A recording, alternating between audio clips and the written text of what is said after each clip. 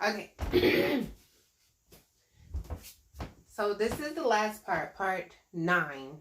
And it's going to be 3 examples on rational equations, because on your test, you're going to have 3 questions on rational equations. The first one is you have to solve for x.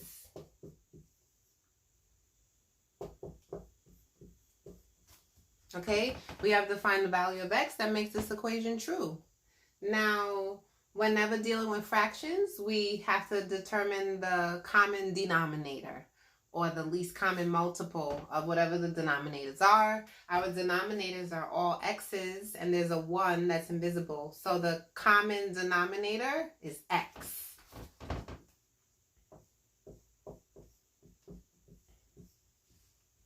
So one strategy is to just multiply each of the fractions, each of the terms by x. Multiply this whole thing by x, and it's going to cancel out all of the denominators, giving you an equation with no fractions.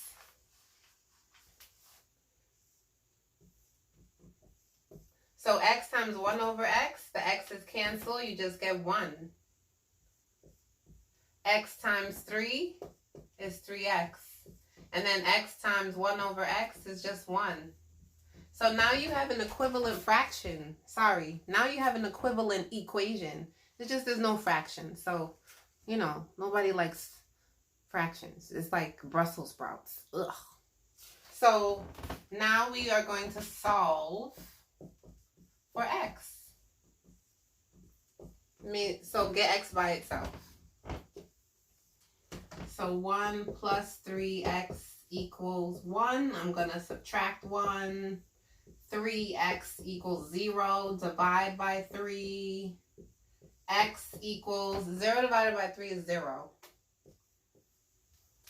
So you might think you're done. And you know that that choice is definitely there for you to choose and get it wrong.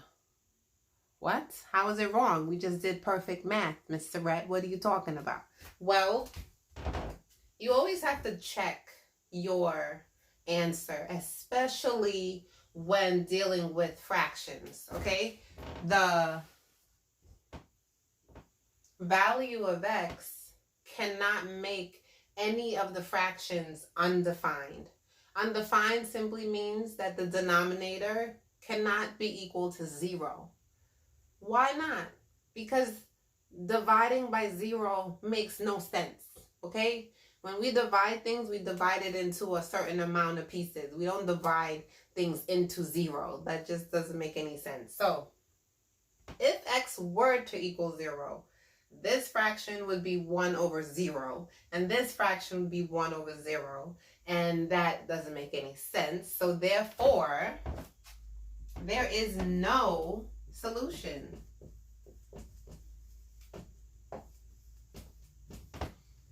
How could there be no solution?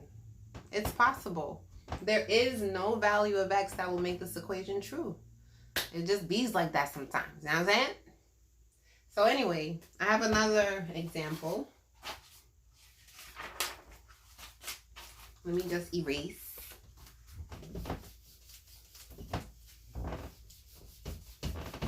When I learn how to edit, I'm going to fast forward through all of this. Not there yet, okay? Soon I will be, you know, a little more savvy with all this editing stuff. For now, you're just getting your review for your tests, okay? So here's the next one.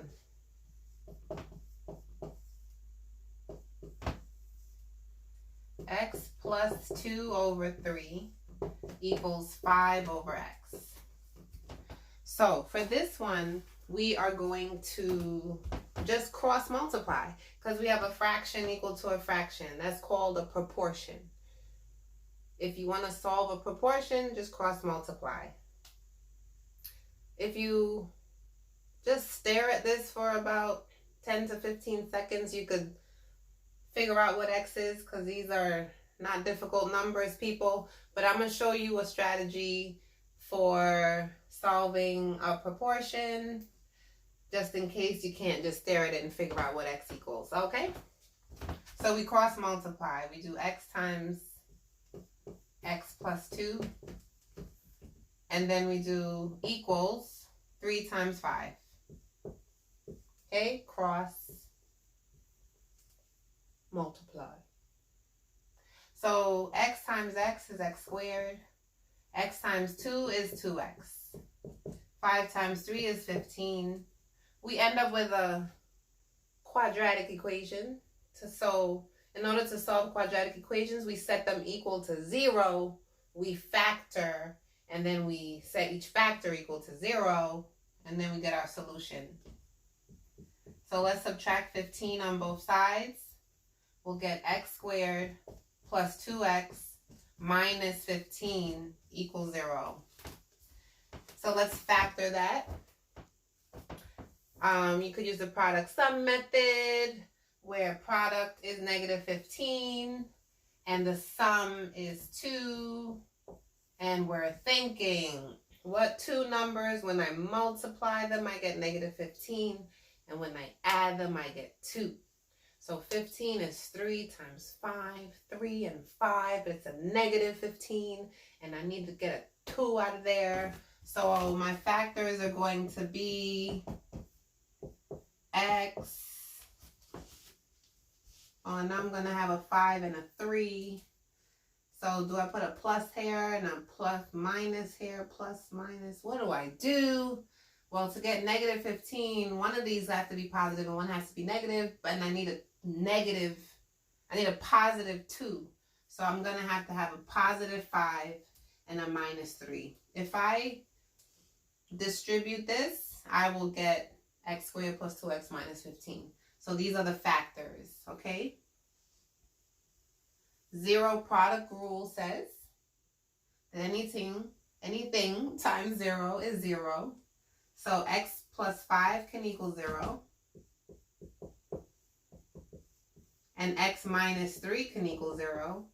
So there are 2 solutions here, right? 2 solutions. There's 2 values of x that will make this equation true. One of them is negative 5. And the other is positive 3.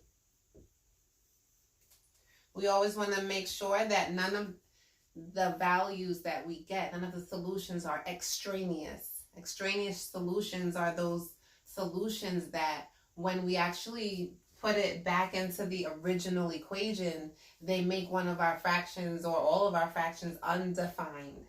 So here, the only value of x that will make this undefined is if it was 0. We have a 5 and a negative 5 and a 3, so we're good. The 2 solutions for this equation is negative 5 and 3. And I have one more example for you. And then we are done, okay?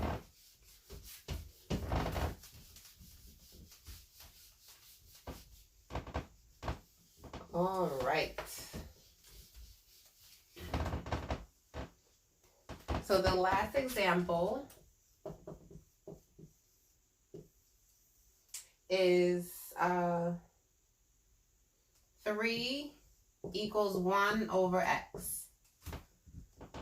This is a proportion too. You could think of it that way, where we're going to cross multiply, right? X times 3 is 3x. 1 times 1 is 1. Now let's get the x by itself by dividing by 3. So x equals 1/3. That's it. X is 1/3. Will that make this fraction undefined? No. It actually makes this fraction equal 3. Okay? 1 over 1/3. If you divide 1 into thirds, you'll get 3 pieces. Okay, people? So, I hope y'all do well on your test tomorrow. Study, take notes, and work together. I mean, nothing's stopping you from doing what you need to do to really understand these questions before you put your answer in. Okay? All right. Good luck.